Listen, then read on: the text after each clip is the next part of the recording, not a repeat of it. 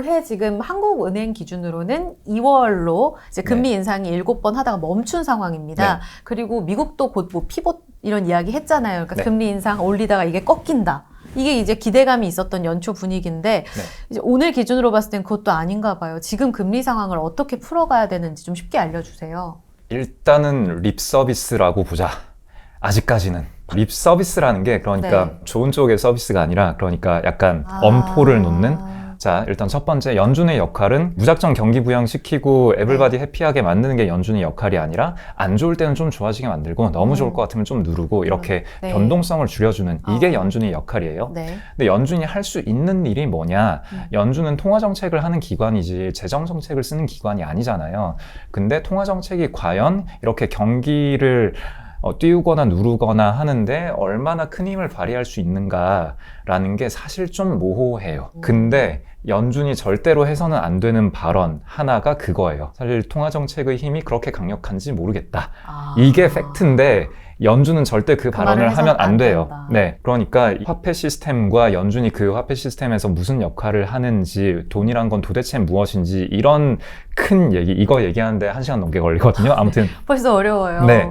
그냥 결론만 말씀드리자면은 통화 정책이 경기를 살리고 죽이는 데에 할 수 있는 역할이. 그 메커니즘은 좀 모호한 면이 있는데 어쨌거나 뭔가가 역할을 하는 것 같다라는 착각을 심어주기 위해서 있는 기관이 연준이에요. 그러니까 사람들이 그렇게 믿어줘야만 이 시스템이 작동하는 거예요. 네, 네. 연준에서 실제로 금리를 올리고 내리고 혹은 뭐 QE 양적 완화를 하건 양적 축소를 하건 아니면은 그냥 실제 어떤 행동을 취하지 않고 립 서비스만 하건 사실 동일한 정책 효과를 낼 수도 있는 거예요.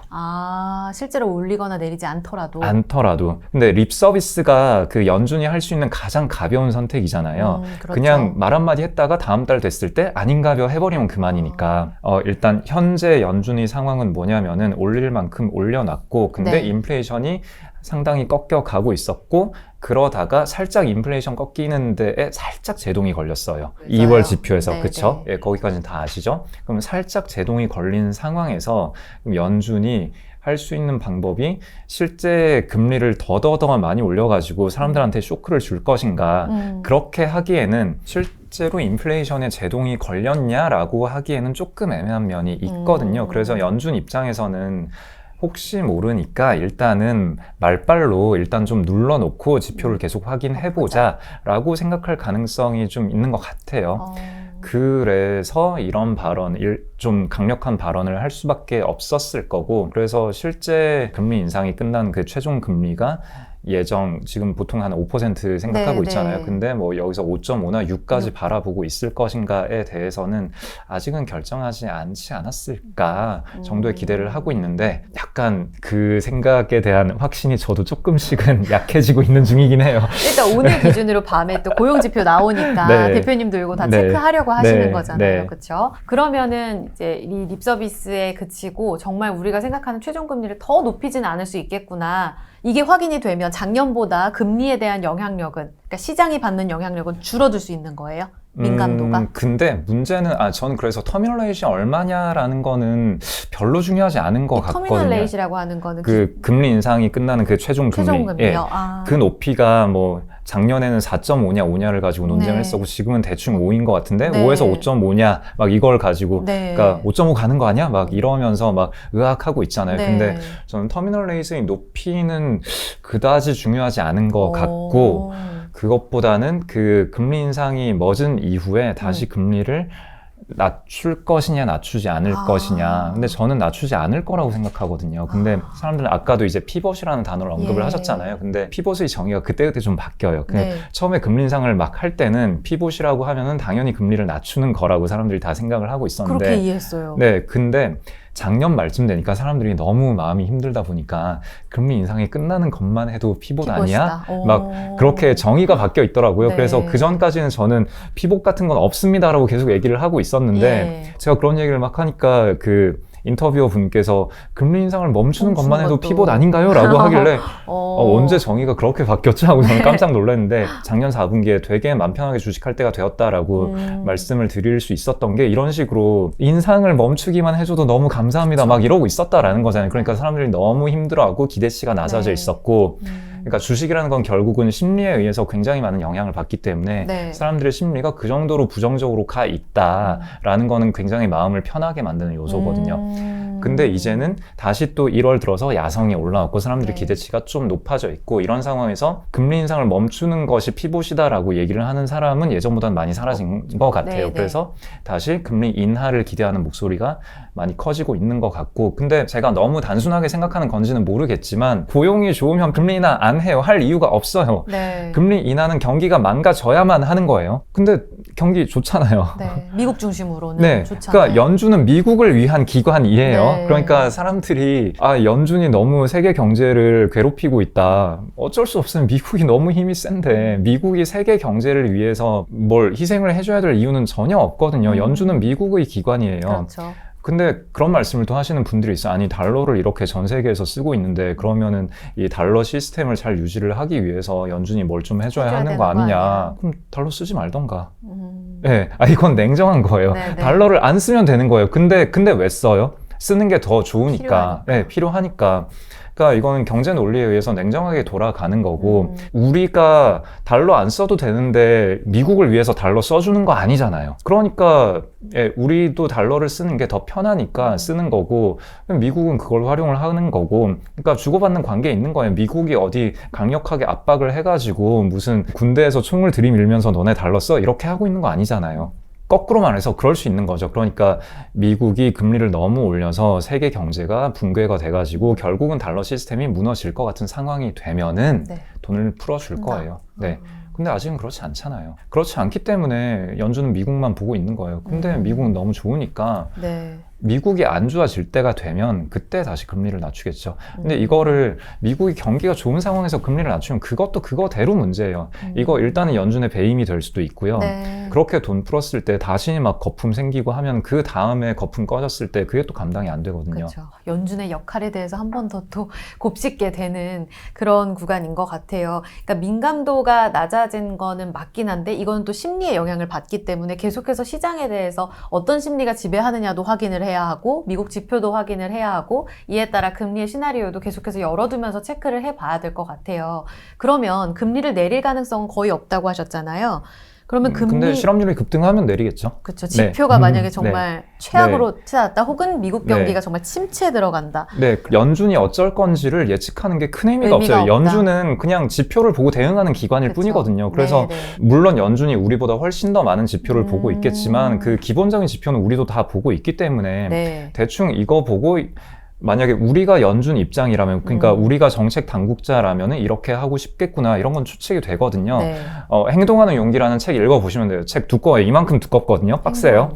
빡세지만 정말 연준이 어떻게 결정하는지 궁금하다면 그 책 읽어보시면 돼요. 그러니까 너무 이제 장세에 연연하면서 연준 입 하나에 일일비하시는 분들이 많잖아요. 네. 그러니까 그럴 필요가 없다라는 말씀도 해주셨고, 우리도 역시 지표를 보면서 시장에 대응해 나가면 되는 거다. 이렇게 이해하면 될까요? 네. 중요한 포인트는 그거죠. 아까 제가 심리에 대한 말씀을 드렸잖아요. 사실 되게 교과서적인 어떤 이렇게 되면 이렇게 되고 뭐 그런 게 있어요. 뭐 금리 올리면은 성장주 힘들어지고 그런 되게 그냥 뻔한 어떤 공식이 있잖아요. 근데 그 공식을 반대로 해석하면서 그 공식에 반대되는 해석에 사람들이 열광할 때 이거는 집단적으로 어떤 원하는 대답이 있다라는 거잖아요. 네. 근데 그 원하는 대답의 그 방향이 내가 보는 이 지표 해석과 반대 방향으로 어긋나 있을 때 그때가 위험한 거예요. 그러니까 작년에 우리가 금리 인상하고 주가가 엄청 많이 빠졌잖아요. 전 세계가 다 많이 빠졌잖아요. 그게 빠진 이유가 물론 당연히 금리가 올라서 빠진 거지만 그 이전에 2021년에 금리 인상하지 않을 거다라는 기대가 컸다. 네. 그리고 금리 인상하더라도 별로 영향 없을 거다라는 그 기대가 되게 컸어요. 네. 그때 저는 되게 기분이 안 좋았거든요. 이거 이러다가 참 큰일 날 텐데. 근데 역시나 인상 얻어맞고 아닌가벼 이러면서 창창 얻어맞았잖아요. 그러니까 작년 12월에 제가 주가 빠질 때 한 번 어디서 그런 얘기를 한 적이 있어요. 올해는 그냥 이렇게 빠진 채로 끝나는 게 낫다고. 11월에 오를 때 좀 그냥 힘들 때 한 번 훅 힘들고 다음 해를 맞이해야 좀 편하게 털고 갈 수 네, 있는데 네. 근데 11월에 많이 올라가지고 이렇게 막 기대감 가득한 채로 내년을 맞이하면은 내년에도 어차피 펀더멘탈이 좋은 거 기대할 거 별로 없는데 네. 다행히 12월에 많이 빠지고 올해를 맞이해가지고 아유 그나마 다행이다 라고 했는데 1월에 빵 생각보다 올라가니까 너무 빨리 가서. 아 이러면 또 힘들 텐데 하는 게 이제 지금 상황인 거죠. 그러니까 인플레이션이 관측되고 있다, 경기는 멀쩡하다, 그러면 금리 올리겠지. 금리 올리면은 시장에서 거품이 껴있는 많은 것들은 빠진다. 이건 되게 교과서적인, 그러니까 네. 제가 어떤 통찰력을 발휘하는 게 아니라 교과서 보고 공부했어요 라고 하는 사람들이 흔히 할 수 있는 얘기잖아요. 네. 네, 이거를 너무 반대로 해석하는 사람들이 되게 인기가 많다. 이게 위험한 상황이다라는 거죠. 근데 자 지금은 금리 인상으로 모두가 힘들어했고 그 다음에 이제 터미널 레이시 얼마인가에 대해서 다들 많이 고민을 하고 있고 네. 이제 연준의 어제 이런 말 한마디에 사람들이 다 주식을 후려 패고 있잖아요. 이 말인즉슨 지금 현재 시장 참여자들 사이에는 되게 큰 기대감이 있는 것도 아니고 되게 큰 공포가 지배하고 있는 것도 아니고 그냥 그저 그런 상태다. 라고 볼 수 있는 거죠. 그러면요, 지금 이 매크로에 대해서 관심을 갖고 계신 분들은 아마 이 말속의 뜻을 다 가져가셨을 거예요. 그런데 만약에 이제 개인 투자이면서도 매크로를 잘 보지 않고 금리에 대해서도 이제 잘 체크를 안 하시는 많은 분들 아마 대다수가 또 많이 있으실 네. 것 같은데 네. 그런 분들 입장에서는 이 금리를 정말 계속해서 올리고 혹은 정말 지표가 최악으로 가서 밀렸을 때, 인하했을 때 나에게 어떤 영향을 주나, 나는 어떤 스탠스를 갖고 가야 하나, 그 양쪽의 시나리오에 대해서도 좀 해안을 주시면 좋을 것 같아요. 매크로 관련해서 제가 늘 드리는 말씀은 매크로 볼 필요 없다, 싸그리 무시해도 된다 뭐 이런 얘기를 저는 별로 좋아하지 않아요.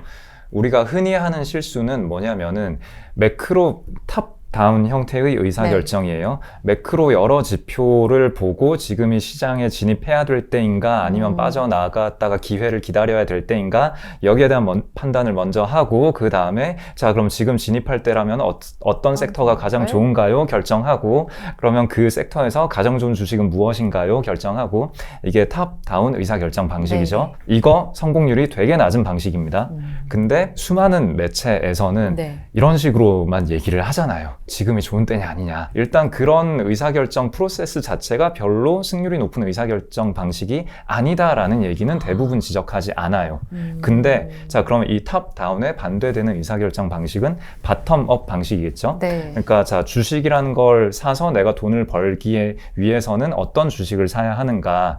좋은 회사, 뭐 좀 괜찮은 가격, 뭐 등등등 이런 거 있겠죠. 그래서 뭐 좋은 회사, 좋은 주식을 골라서 뭐 좀 싸게 사서 길게 가져가고 어쩌고 저쩌고 뭐 요런 게 바텀업 방식인데 네. 그러면 자 바텀업 방식을 하시는 분들은 매크로 지표, 시장 전체의 전망 뭐 이런 거를 전혀 할 필요가 없다. 우리는 기업만 본다. 뭐 이렇게 얘기하시는 분들이 또 많으신데 그건 아니라는 거죠. 저는 이 말이 좀 모순이 있다고 생각하는 게 어떤 회사의 퀄리티에 대해서 내가 판단을 내려야 될 거잖아요. 이 회사가 사업을 잘하는 회사다, 못하는 회사다. 근데 사업을 잘하고 못하고는 어떻게 판단하죠? 이 회사가 처해 있는 주변 환경이 있잖아요. 금리가 네. 올라가고 내려가고 혹은 원자재 그쵸. 가격이 올라가고 떨어지고 그럼 그런 상황에서 이 회사가 원자재 가격이 엄청 올랐는데 이걸 잘 방어를 해서 다른 회사들, 경쟁사들이 이익률이 반토막 날 때 우리는 이익률이 10% 줄어드는 걸로 막았다 하면은 이런 그 전반적인 경제 상황을 내가 아무것도 체크하지 않았다면은 네. 왜 이렇게 이익률 줄었냐 사업 잘 못하네 이렇게 잘못 판단할 수 있는 거잖아요.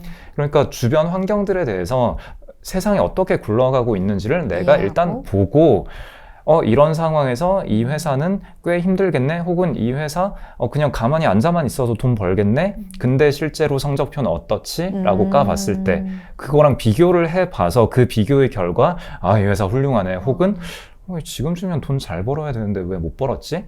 이런 판단을 할 수 있을 거잖아요. 그러니까 제가 하지 말라고 말씀드리는 거는 자 매크로 보고 금리 이렇게 될 것 같으니까 팔자. 팔자 사자 이런 식의 의사결정 하지 말라는 거지 전혀 보지 말라는 게 아니에요. 의사결정에 1대1로 매크로 지표를 매치시키는 거 이거 하지 말아야 할 거고 개별 기업 잘 보고 좋은 주식 찾아서 들고 가고, 근데 뭐 무조건 장기 보유할 것도 아니고, 아무튼 개별 주식으로 잘 골라가는 게 기본적으로 유리한 게임인데, 그걸 보는 데 있어서 매크로 지표를 전혀 신경 쓸 필요가 없다라는 말은 아니다. 그러면 이제 내가 개별주를 갖고 있는 분들 혹은 지수 투자를 하고 있는 분들께는 금리 흐름에 따라서 매크로를 어떻게 봐야 할지는 알려주셔야 될 것 같은데요. 그러니까 만약에 내가 건설 회사를 가지고 있다 그러면은 금리가 오르면 이 회사는 좋을까요, 나쁠까요? 안 좋을 것 같은데. 안 좋겠죠. 네. 건설은 부담되잖아요. 기본적으로 프로젝트 파이낸싱을 네. 하고 거기에 이자 비용이 나가고, 그 다음에 거기에 엮여 있는 여러 프로젝트가 금리가 올라가면 단순히 이자 비용의 문제뿐만 아니라 아예 프로젝트 자체가 펑 하고 터져버릴 수도 네, 있잖아요. 네. 그러면은 만약에 거기에 건설회사가 보증을 걸어놨다라고 하면은 펀드 터진 거를 건설사가 갚아야. 갚아야 되는 뭐 그런 일이 생길 수도 예. 있는 거고, 그리고 금리가 올라가면 기본적으로 아예 프로젝트 개수 자체가 줄어들 네, 수도 네. 있는 거고. 근데 또 이런 것도 있을 수 있어요. 금리가 올라가는 구간에서는 어디까지 올라갈지 모르니까 네. 다들 신규 프로젝트를 하기를 주저하고 기존에 굴러가고 있는 프로젝트에서 롤오버를 한다거나 아니면은 신규로 추가 출자 요청을 했을 때 이걸 되게 다들 꺼려하게 되죠. 여기에 돈을 쏠 사람들이 여기서 얼마나 더 해야 될지 모르니까. 네. 그 다음에 신규로 프로젝트를 기획을 할 때에도 앞으로 3년 혹은 뭐 인프라 같은 경우에는 5년, 10년 막 이렇게 긴 호흡에서 기대를 네. 하잖아요.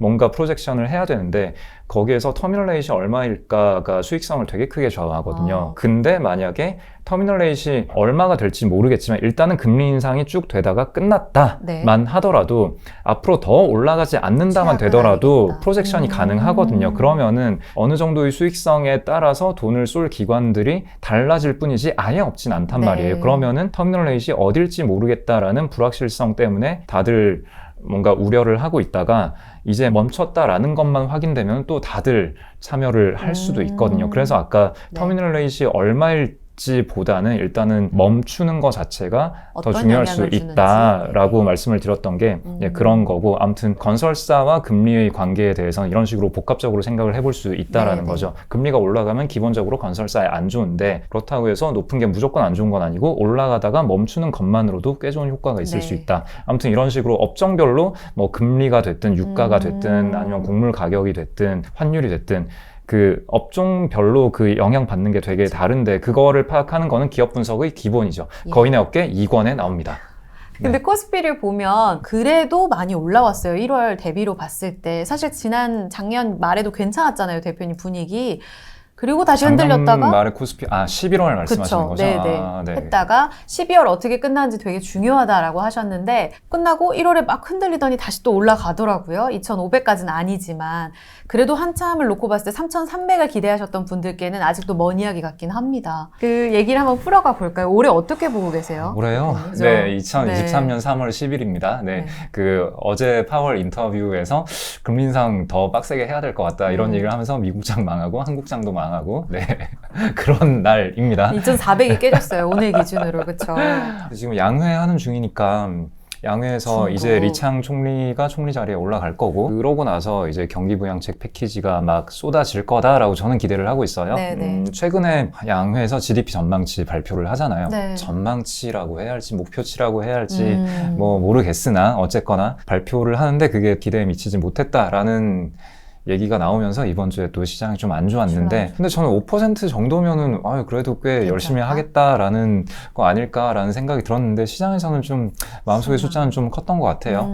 근데 5 정도면은 저는 당연하다라고 생각을 하는 게 일단은 작년 말에 중국 리오프닝 때부터 보자면은 리오프닝은 풀 때가 되었고 풀 수밖에 없다라고 생각을 하고 있었는데 역시나 강하게 풀었고 푸는 이유는 그냥 다른 거 없어요. 힘들어 죽을 것 같으니까 푸는 거고 중국 시장 되게 안 좋을 거예요. 중국에서 나오는 지표들이 좀 뭐랄까 투명하지 않은 게 되게 많은데 어쨌거나 그 불투명함을 감안하고서도 진짜 되게 힘들겠다. 제로 코로나를 하면서 아무것도 안 하고 있었잖아요. 아무것도 안 하면서 진짜 정말 다들 굶어 죽는 거 아닌가라는 상황이 벌어지고 있지 않았을까라는 추측이고 물론 상당 부분 뇌피셜입니다. 아무튼 아주 힘들겠다. 그러므로 제로 코로나를 빨리 풀고 정부에서 강한 정책을 내걸어야 할 상황이 되었다. 그러니까 그 높여준다 해도가 아니라 높여줘야만 하는, 그러니까 아무것도 안 하고 있다가 뭐라도 네. 굉장히 과격하게 해야만 하는 상황이 된 것 같다라는 게 작년 말에 했던 추측이고, 네.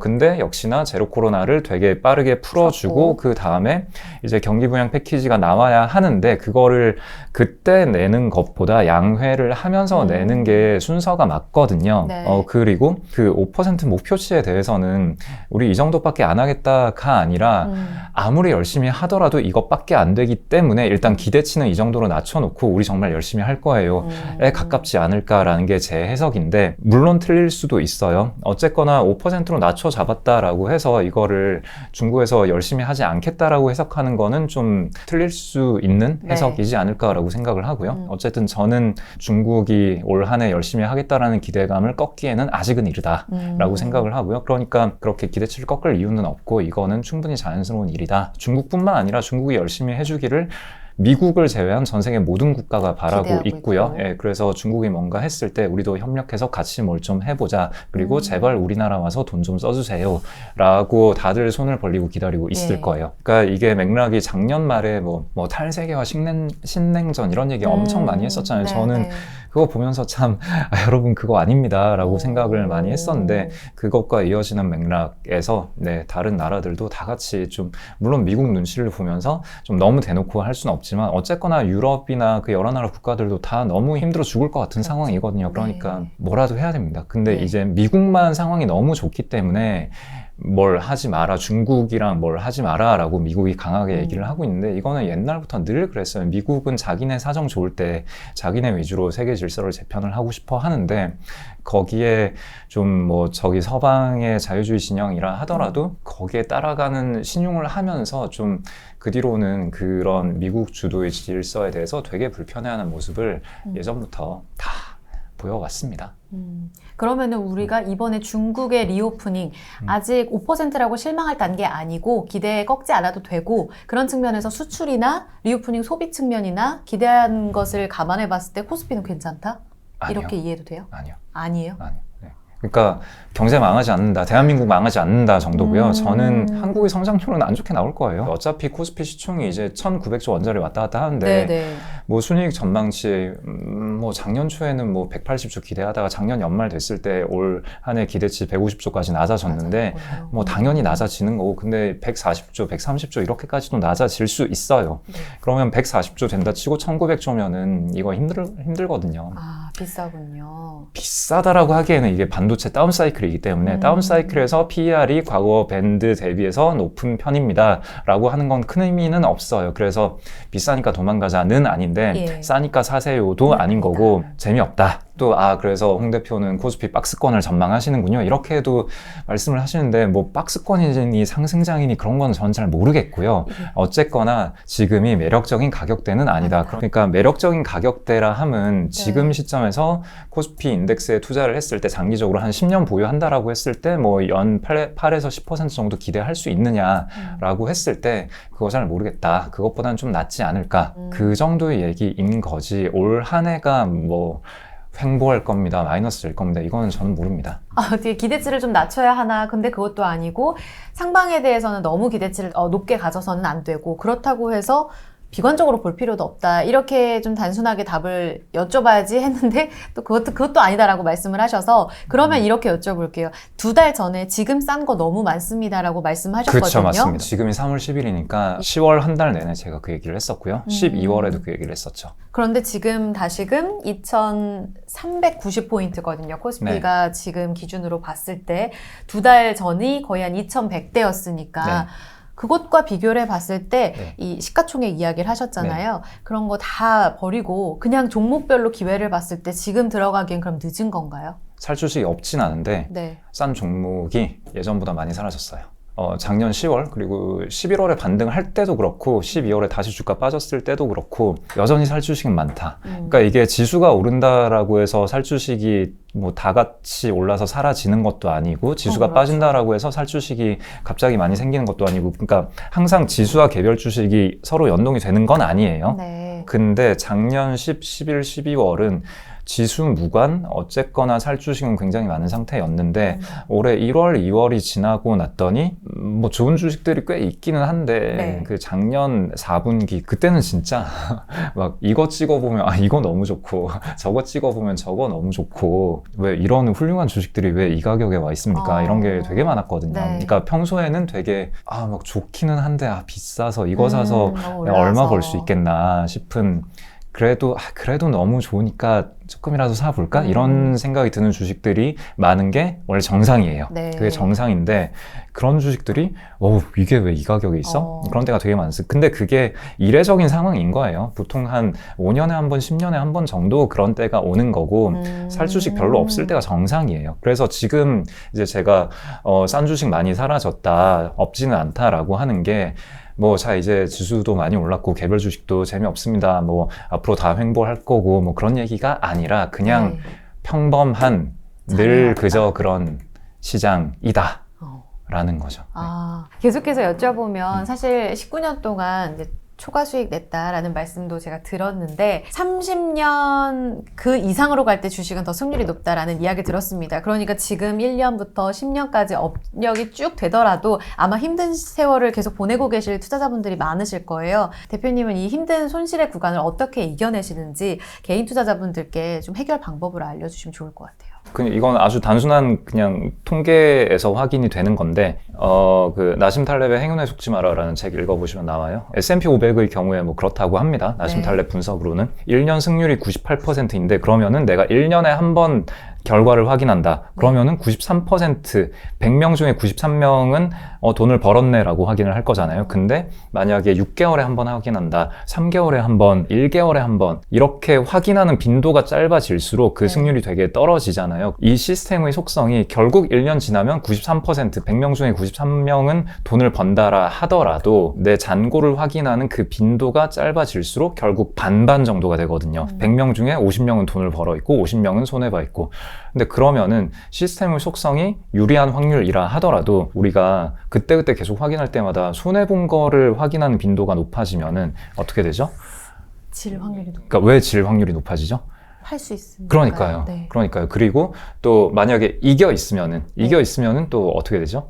내가 진짜 잘하는구나 이러면서 레버리지 껴가지고 점점 더 큰 리스크를 과욕으로. 짊어지잖아요. 네. 그러다가 또 한 달 후에 확인했을 때 막 빠져 있으면 의학하고 팔고, 그러니까 샀다 팔았다 하면서 거래 비용으로 다 날리는 거고, 그럼 지나고 나면은 이 시스템의 속성상 승률은 93%였다 하더라도 네. 실제 사람들의 승률은 패배할 확률이 93%인 결과를 얻게 되는 거죠. 그러니까 일단은 매매 횟수를 줄이는 게 네. 무조건 중요한 거고, 근데 정말 내가 그 거래 비용을 다 뛰어넘을 수 있을 정도의 초고수다 그러면 제 말 무시하시면 되고, 일단은 거래 자주 하는 게 당신이 실패하는 원인입니다. 계산해보세요. 그 지난 일주일 동안 내가 거래를 몇 번을 했는지, 그 세금과 수수료로 내가 낸 돈이 얼마인지 지난 일주일 계산해가지고 그거에 곱하기 52. 1년은 52주니까. 네, 그럼 1년 동안 세금과 수수료로 내가 얼마 낼 거냐. 그래서 그게 현재 내 원금 대비 몇 %냐. 이거 비율 꽤 높은 분이 있어요. 제가 어디 가서 이거 해보세요라고 했더니 원금 대비 60%요. 근데 그런 분들이 꽤 많아요. 진짜 거래 많이 하시는 분들 입장에서는 이 비용을 정말 무시할 수 없고 그것이 지는 게임으로 가는 핵심인 거네요. 네, 그러니까 100% 진다라기보다는 난이도 높은 게임이 되는 거죠. 네, 이 주식시장에는 되게 다양한 게임이 섞여 있어요. 네. 근데 그 중에서 난이도 낮은 게임이 있고 높은 게임이 있는데 난이도 높은 게임으로 몰아가는 거죠. 그렇게 사타 팔았다를 많이 하는 거는. 중요한 건 내가 지금 보고 있는 이 가격이 무릎인지 정술인지 판단이 안 될 때가 많다는 게 문제가 아닐까 싶어요. 그 기준은 어떻게 세우세요? 기업의 가치와 주식의 가치는 또 조금 다른 봐야 얘기거든요. 돼요, 대표님? 자, 그럼 여기 커피 한 잔이 있어요. 이 커피 한 잔의 가치는 뭘까요? 나에게 잠을 깨워주는. 그러니까 나에게 뭔가를 해주는 거잖아요. 그쵸, 네. 나를 기분 좋게 해주든 지금 일을 해야 되는데 일을 계속 잘 하게 해주든 그게 가치잖아요. 그럼 가격은 이거 내가 얻는데 내가 돈 얼마 줘야 되냐 그거잖아요. 그래서 가격은 심플해요. 자, 그러면 가치는 얘가 나한테 주는 거, 가격은 내가 얘한테 주는 거. 네, 그렇게 치자면은 자, 제가 삼성전자 주식을 샀으면은 네. 제가 내가 한국을 대표하는 기업의 주주로서 내가 뿌듯함이 생긴다. 어. 뭐 이게 가치일 수도 있겠지만 네, 네. 이 삼성전자 주식 나한테 뭘 줍니까? 네. 내 돈 가져와서 자기가 사업해가지고 돈 벌어서 나한테 돈 주잖아요. 네. 이게 다예요. 이게 다인데 그러면은 배당 얘기하시는 건가요? 라고 얘기를 할 수 있는데 배당이 그렇게 될 수 있죠. 네. 네. 배당이 나한테 주는 것 중에 하나인데 그 배당 번 거에서 쥐꼬리만큼 주잖아요. 일단 쥐꼬리만큼 주는 것 자체가 문제긴 해요. 그 자체로 가치가 낮은 거긴 해요. 네. 회사가 100억을 벌었으면 100억, 그럼 100억 누구 거야? 내 거잖아요. 그럼 100억 나한테 줘야지. 100억 안 주잖아요. 1억 주잖아요. 많으면 10억 주고. 근데 그럼 회사가 올해 100억의 현금이 뿅 하고 생겼어요. 올해 네. 사업 열심히 해가지고. 근데 나한테 안 돌려주면은 이거 고소각인가요? 이거 잘못한 건가요? 안 준다라는 것만 가지고 잘못했다라고 할 수는 없겠죠. 야, 그러면 100억 벌었으니까 나 줘 라고 했을 때 회사가 있어봐 라고 할 수도 있죠. 근데 그 있어봐에 내가 동의할 수 있는 이유는 뭐죠? 믿으니까? 무엇을 믿는 거죠? 불려서 돌려준다. 그러니까요. 네. 그거죠. 예. 내 돈 가지고 계속 네가 사업을 해가지고 지금 100억 주는 것보다 지금 저한테 100억 돌려주면은 저 이 100억으로 뭐 할 거예요? 뭐 또 주식 샀다 팔았다 하면서 이제 50억을 만들겠죠. 그러니까 이걸 은행에 넣어놓으면은 한 2% 줄 거고 아니면 주식 가지고 샀다 팔았다 하면서 반토막이 날 거면은 그냥 이 경영진이 만약에 100억을 또 열심히 불려가지고 나중에 5년 후에 200억을 만들어서 줄 수 있다라고 하면은 그래 당신이 계속 해보세요 라는 의사결정이 네. 될 수 있는 거죠. 근데 어쨌거나 그래서 5년 후에 200억 됐어. 근데 그때도 나한테 안 줄 수도 있죠. 그러면 최종적으로 얘가 나한테 과연 줄까? 그럼 최종적으로 언제 주죠? 어느 시점에 돼서 더 이상 돈 필요 없습니다. 가져가세요. 하하하 라고 할 수도 있고 네. 혹은 더 이상 사업 못 하겠네요 하고 뽀갤 수도 있죠. 네. 그러면은 망했다라기보다는 돈 잘 벌고 뽀갤 수도 있어요. 그러면은 우리가 평소에 쓰지 않는 단어 자녀 재산 분배 청구권이라는 게 있어요. 네. 기업을 청산하고 그러면 기업이 가지고 있는 부채 다 갚고 가지고 있는 자산 다 매각하고 남는 현금 있잖아요. 네. 이거 누구 거죠? 이거는 완전히 주주 거잖아요. 거기에 대한 권리를 주주는 가지고 있는 거예요. 네. 그러니까 기업의 어떤 라이프 사이클이 있고 네. 기업의 생존 기간, 기업이 뭐 향후 1년 동안 사업을 하고 뽀개건 100년 후에 뽀개건 간에 어쨌거나 뽀갠 시점에서 뽀개고 나서 남는 거는 다 내 거다. 이게 자녀재산 분배 청구권이죠. 그러니까 현재 내가 배당으로 땡겨오건 아니면은 최종 시점에 자녀재산 분배로 땡겨오건 어쨌거나 기업이 남긴 돈은 주주 거고 근데 최종 시점이 될 때까지 이 회사가 알아서 불려주는 게 내가 불리는 것보다는 더 좋을 거다라는 기대감에 계속 알아서 하세요 라고 할 수 있는 거죠. 그러면은 이 회사가 지금 나한테 배당으로 돌려주건 나중에 결국 그 최종 시점에서 뽀개서 돌려주건 그 값을 현재가로 할인을 해서 다 더한 거 네. 그게 회사가 나한테 줄 가치죠. 이 주식이 나한테 주는 가치죠. 근데 여기까지는 예. 정의상으로 명확해요. 네. 근데 이거 계산 어떻게 해요? 그걸 가격으로 어떻게 계산하죠? 1년 후에 나한테 100만 원 주겠네, 2년 후에 100만 원 주겠네, 35년 후에 36억 주겠네. 뭐 숫자 찍을 수는 있죠. 네. 그 다음에 할인율. 현재의 100만 원과 1년 후에 100만 원은 다르잖아요. 네. 1년 후에 100만 원은 현재의 100만 원보다 뭔가 가치가 더 적잖아요. 그럼 얼마나 할인을 할 거냐. 그건 할인율이라는 개념이 있는데 아무튼 네. 10%라 치고 그게 가치예요. 근데 문제는 계산을 할 수 있다와 이게 맞냐는 많이 다르죠. 그러니까 여기서 이제 굉장히 많은 혼란이 생기는 그쵸. 거예요. 가치라는 게 존재하냐 안 하냐라는 질문에 대해서 네. 우리는 명확하게 대답을 할 수 있죠. 주식의 가치 존재합니까 안 합니까? 전 한다고 보는데요. 네, 지금 우리가 얘기했잖아요. 존재하잖아요. 네. 나한테 뭐 줄 거잖아요. 어떤 권리, 법적으로 우리는 어떤 권리를 최종적으로. 가지고 있잖아요. 세 번째 질문. 모두가 합의할 수 있는 하나의 통일된 값으로 계산을 할 수 있느냐? 그건 어려울 그건 아니죠. 것 같아요. 네. 근데 조금 어렵나요? 많이 어렵나요? 많이 어렵습니다. 많이 어렵죠. 어떤 사업을 하느냐 그 사업의 종류에 따라서 어려운 정도가 또 많이 다르겠죠. 네. 회사가 지금 되게 핫한 섹터에서 신사업을 하고 있고 앞으로 1년 만에 망할지 앞으로 100년 갈 기업이 될지 모르는 그런 기업이다 라고 하면은 사람마다 계산해내는 그 범위는 굉장히 넓겠죠. 근데 되게 안정적인 사업하고 있고 네. 회사가 새로운 거 별로 할 의지가 없고 그렇다면은 50명이 가치평가를 하더라도 그 50명이 내놓는 값의 차이는 그렇게 크지 않겠죠. 자, 가치는 범위로 존재하는데 굉장히 넓은 범위로 네. 존재해요. 자, 그러면은 우리가 할 일은 내가 생각하기에 얼마의 값이 맞냐? 이거 따지는 거 큰 의미 있을까요? 없을 것 같은데요. 네, 수천만 명 투자자 중에 한 명일 뿐이잖아요. 내가 생각하는 거는. 자, 그러면 우리가 할 수 있는 일은, 자, 시장 참여자들은 어떤 사람들이 있나요? 자, 일단 가치를 따지는 사람이 있고 안 따지는 사람이 있죠. 자, 그리고 가치를 따지는 사람 중에서 좀 행복회로 많이 돌리시는 분이 있고 비관적인 회로 많이 돌리시는 분이 있을 거잖아요. 네. 그 다음에 그런 거 전혀 안 따지고 매크로 지표 보고 샀다 팔았다 하시는 분들이 있을 거고, 또 차트 보고 샀다 팔았다 하시는 분들이 있을 거고, 아니면 뉴스플로우 보고 뭐 하시는 분들이 있을 거고요. 자, 그러면은 이런 각 시장 참여자들은 언제 어떤 상황에서 어떤 의사결정을 내릴 것인가. 네. 물론 이런 질문에 대답하는 게 굉장히 어렵긴 하겠지만, 일단은 자, 가치를 보는 사람, 가치를 안 보는 사람, 그냥 두 가지로 분류를 하고, 그럼 가치를 보는 사람 중에 낙관적인 사람은 미래에 낙관적인 일이 벌어졌을 때 어디까지 낙관적으로 평가할 수 있을 건가.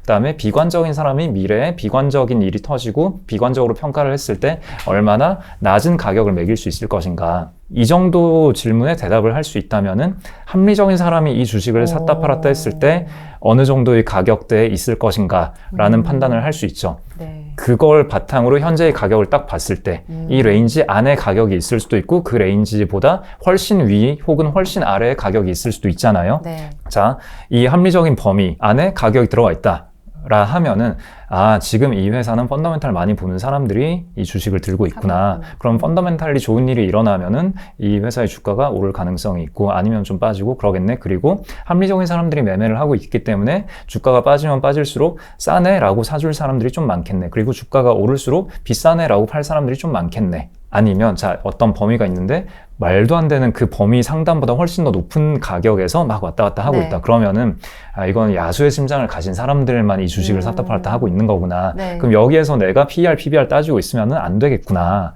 그러면 이 사람들을 이겨먹기 위해서는 내가 어떻게 해야 될까? 이 사람들은 현재 어떤 정보를 득하고 있고 뭘 기대하고 있고, 그럼 그들보다 내가 더 잘 알고 있는 건 뭐지? 뭐 이런 식으로 생각을 해야 될 거고, 네. 혹은 이 합리적인 레인지의 하단보다 더 낮은 데에서 주가가 형성이 돼 있다. 그러면은 왜 이렇게 사람들이 관심이 안 사지? 없지?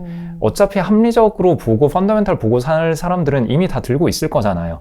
그럼에도 불구하고 다른 사람이 안 사주는 게 문제인 건데, 그럼 네. 이 사람들은 왜 이렇게 비관적으로 보고 있을까? 예. 그럼 단지 회사가 안 좋아서일까? 혹은 여러 가지 매크로 환경이 되게 공포심을 자극하기 때문일까? 그러면 여기에서 PER 싸니까 들고 장기 보유하면 됩니다 라고 하기보다는, 자, 이렇게 매크로 환경, 기업 외적인 환경 때문에 이 주식을 쳐다도 보지 않고 있는 사람들이 다시 이 주식을 쳐다보게 하려면 매크로 상황이 어떻게 바뀌어야 할까? 이런 식의 질문을 던질 수 있는 거죠. 네. 기업 분석을 하는 이유가 네. 진리값, 내 생각에 이 가격이 맞아 라고 하고 그거 대비 얼마 할인돼 있으니까 여기는 무릎이고 여기는 발목이야 해서 막 여기서 샀다가 여기서 팔아야지, 이게 중요한 게 아니라 예. 합리적인 어떤 범위를 추론을 하고 나면은 그 다음에 이 주식을 들고 있는 사람들이 무슨 생각을 하고 있는지가 대충 눈에 보인다는 거죠. 거기에 맞게 나의 투자 시나리오, 전략을 설정을 할 수 있는 거죠. 어디가 무릎이고 어디가 어깨인지를 모르겠다라고 하면은 일단 지는 게임을 하고 있는 겁니다.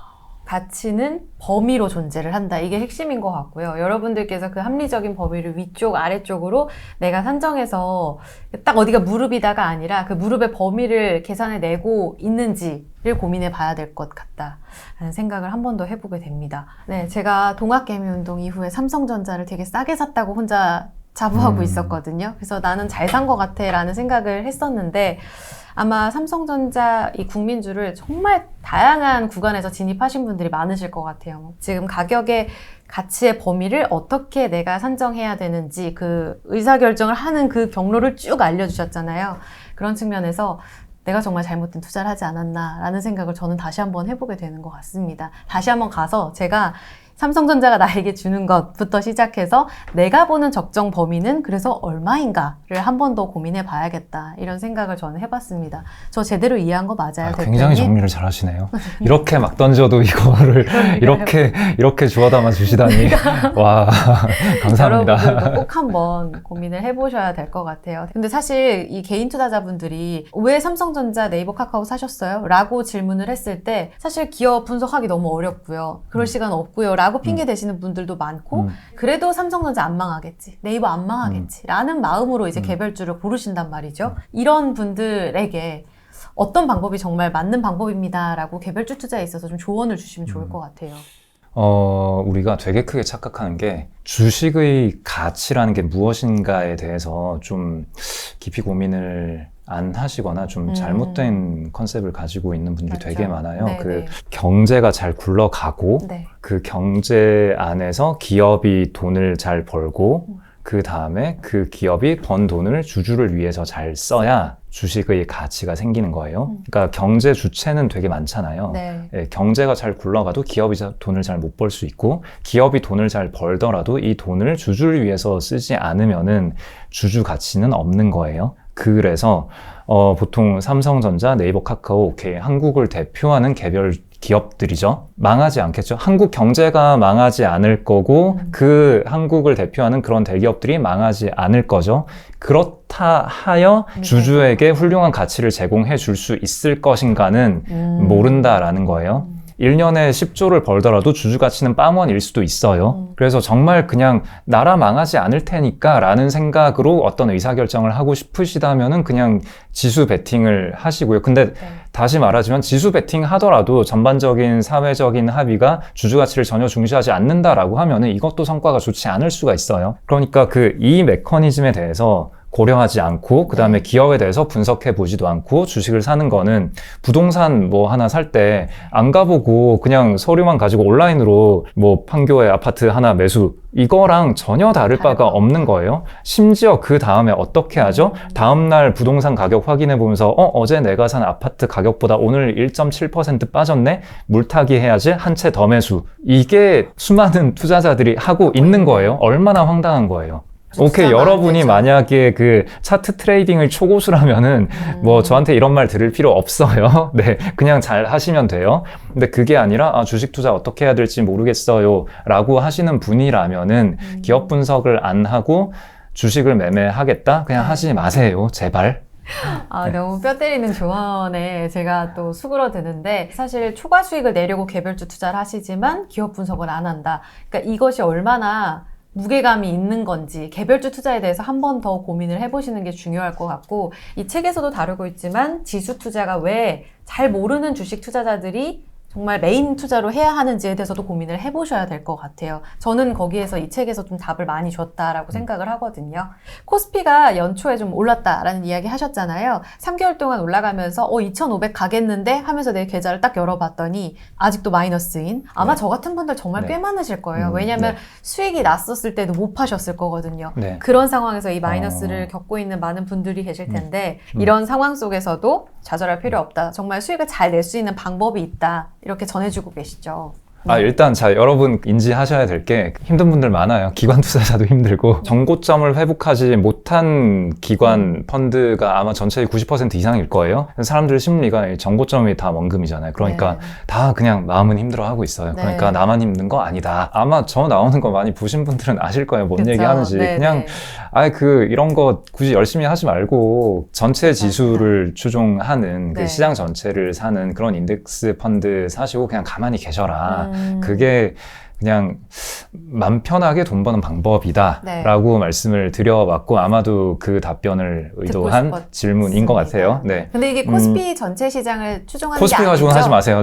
코스피는 미국장 얘기하시는 거잖아요. 코스피는 그 야수의 심장을 가진 지수이기 때문에 전 세계에서 몇 등이냐 매년 비교를 해보면은 1등 했다가 꼴등 했다가 막 그러는 지수거든요. 그럼 장기간으로 놓고 봤을 때 좋은 성과를 주느냐라고 하면은 길게 봤을 때 연 한 6% 정도 주는데, 뭐 30년 동안 연 6%로 만족하신다라고 하면은 뭐 코스피도 해볼만 하겠지만 S&P 500은 연 10% 하는데 똑같이 30년 묶어둘 거면은 코리아 원보다는 그 미국 달러가 낫지 않을까요? 그럼 30년 기준으로 무조건 지수 투자 들어가야 된다 이건가요? 무조건이라는 말은 굉장히 위험하니까 그냥 통계적인 얘기를 해드릴게요. 과거 결과값이 어떠했느냐, 우리가 투자를 시작하고 30년 동안 보유한다. 어느 시점에 시작하든 가장 최악의 국면, 예를 들어서 그 대공황 직전, 참고로 대공황 함부로 여러분 말씀하시면 안 됩니다. 대공황은 우리가 상상할 수 없는 아주 큰 아픔을 줬습니다. 네. 네. 그래서 우리로 치면은 뭐 IMF 직전의 고점 뭐 이런 걸로 비유를 할 수가 있겠죠. 아니면은 미국에도 뭐 1969년 그때 막 성장주 다 막 급등하고 이제 성장주의 한계는 저 하늘 끝이다. 막 저 하늘밖에는 없다. 뭐 그런 얘기 하면서 막 아무튼 그러던 때가 있었는데 그 이후에 이제 10년 박스권 막 그랬던 아주 힘든 시기 직전의 최고점에 샀다라 하더라도 네. 30년 보유를 하면은 연평균 수익률 대충 한 10% 정도 되거든요. 근데 물론 지수 전체 했을 때입니다. 개별 네. 종목으로 치자면은 뭐 망한 회사들 많겠죠. 아무튼 전체 지수 관점에서 봤을 때 그렇고 코스피도 비슷한 결과는 나와요. 그래서 코스피는 한 20년으로 끊어서 본다면은 그러면은 코스피도 비슷하게 수익률이 이렇게 스무딩이 되는 네. 그런 결과가 나오고 그래서 코스피는 6%로 수렴을 하고 S&P 500은 10%로 수렴을 하는 그런 결과가 나오거든요. 근데 그렇다고 해서 뭐 지수 투자하면 무조건 이기는 거니까 무조건 사서 무조건 장기 보유하세요. 그럴 건 아니고 왜 이런 결과가 나왔느냐라는 질문을 해야 하는데 제가 생각하는 결론만 말씀드리자면은 기업의 경영진이 주주를 위해서 열심히 일을 했을 때 그 결과. 그리고 다시 말해서 일을 잘 못하거나 그러니까 돈을 제대로 못 벌거나 혹은 돈을 벌어서 주주를 위해서 쓰지 않고 딴 데다가 써서 없애버리거나 그렇게 뭔가 주주를 위해서 열심히 일하지 않는 회사들을 계속 퇴출을 시켰을 때 연 10% 정도의 결과가 나오는 거고요. 그렇지 못했을 때 그보다 훨씬 못한 성과가 나오겠죠. 그런 일이 일어나고 있는가. 그렇게 좀 주식회사면 주주를 위해서 일을 해야 되잖아요. 근데 그게 주식쟁이 입장에서 맞는 말이지 이 전체 사회를 위해서 어디까지 주주를 위해서 회사가 일을 해야 되느냐라는 건 사회적인 합의가 필요한 부분이기 때문에 어떤 게 옳다라고 주장을 할 수는 없어요. 왔다 갔다 할 거예요. 그때그때 사회적인 분위기에 따라서. 어쨌거나 사회적인 분위기, 주주 중시 성향이 어느 정도 사회적으로 용인이 되는 그런 분위기가 있는지를 우리가 지수 투자를 하면서도 계속 확인을 해야 한다라는 거죠.